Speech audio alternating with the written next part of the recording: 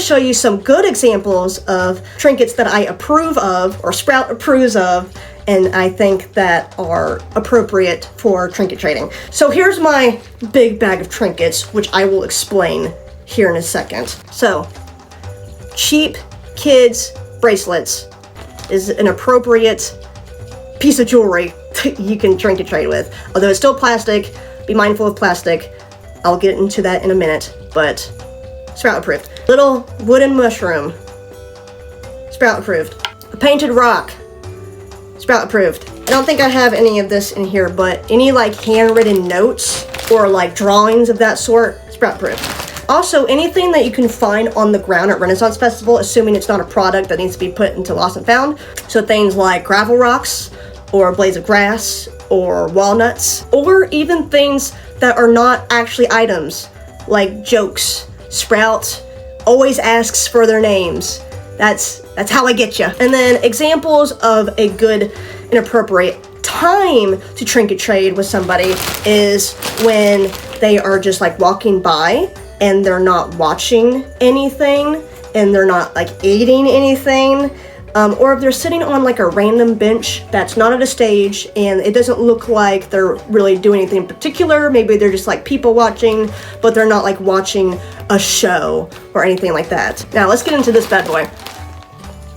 This is a bag of trinkets that me and Garbage share together. And this is about 2 to 3 weekends worth of trinkets. So let's round up to 3.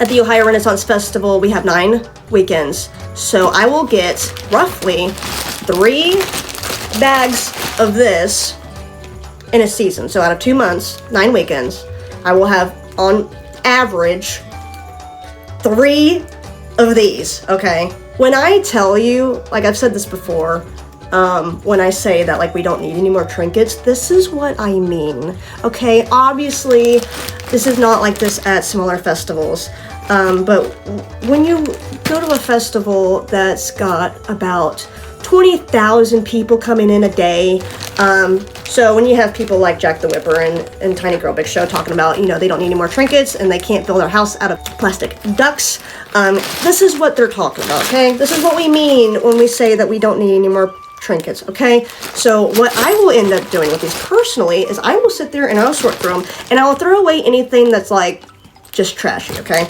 And then anything that is like a decent trinket that is not a personalized gift. This is not referring to any personalized gifts for Sprout, okay? Let's just keep that in mind. These are things that are bought in bulk for everybody at fair. And what I will do is I will save them for my shop. So I have mystery boxes that I put the nicer trinkets in, and I also do that for my Fairham fashion shop. When you order a product, I usually put in just a few trinkets in there as well, just to kind of like, you know, get rid of them, recycle them kind of thing, because in what world can I keep 3 bags of this in 2 months? In what world can I keep all of these, okay? It's just the reality of the situation. Last time I talked about this, which was about a year or 2 ago, people got real mad that I said I don't keep all of my trinkets. This is what I mean when I say I cannot keep all of my trinkets, okay, guys? And also, I do want to show you what a gift for Sprout or whatever entertainer might look like. So, for example, I have this bracelet here. Okay, this is just one of many that I have, and it says Sprout, okay? So if you've ever given me a bracelet that says Sprout, or Fae of Seeds, or Garbage, or anything of that sort, I've kept it because I know that you made it just for me, and I keep all of those. Another one, for example, or one like this. Any like Sprout thing that somebody makes, obviously, it's just for me, right? They're not going around passing out clay Sprout dolls to, you know, hundreds of patrons. Obviously, it's just for me. That is not a trinket trade. This is not a trinket trade, guys, okay? This is a gift.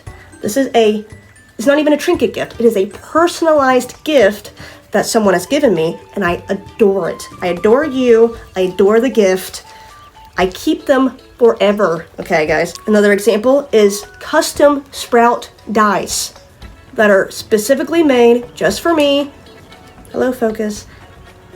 And I don't know how well you can see it, but it's green and yellow and orange colors with like black spots on the inside. okay? And then like another example, this is not me, but someone was like, I made this specifically for you, and now he lives on one of my shelves in my bedroom. Another example of a gift would be like, someone got me a power inverter one time, and that was crazy. Love you, thank you for the power inverter. My garden, if you've seen my garden at the Ohio Renaissance Festival, the big like circular wedding archway was also a gift from a patron, okay? I love these gifts, okay? These are gifts, even if they're, you know, they don't have to be grand. I'm talking like stuff like this. This is a personalized gift for one specific person that has nothing to do with the trinket trading or trinket gifting, okay? That is like a totally different thing, okay? It is out of the ballpark, has nothing to do with trinkets, okay?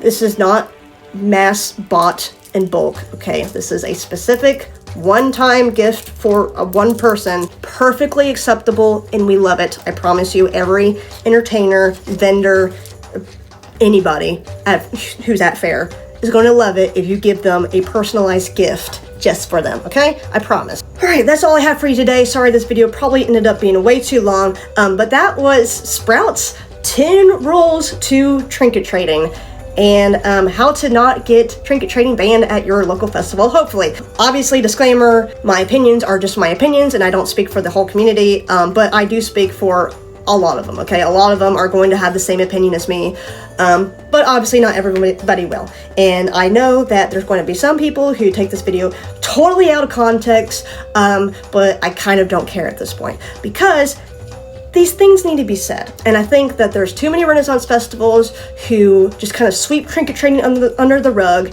and they might ban it, but they don't really fix the root problem of trinket trading.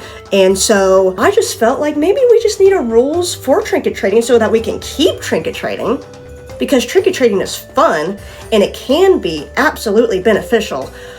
But when we're talking about really large-scale festivals and people who do not know how to behave and people who get drunk, we need some guidelines, all right? We need some regulations, and we need to make everybody happy, okay? What's gonna make patrons happy? Doing trinket trading. What's gonna make entertainers and vendors happy? Following these rules, I think, okay? At least that would make me happy. Anyway, thank you guys so much for watching. If you like videos like this, please let me know so I can make more, and hopefully I will have time to make more. Let me know what you think of trinket trading down in the comments below, and feel free to subscribe and all that jazz, and I hope to see you in the next video.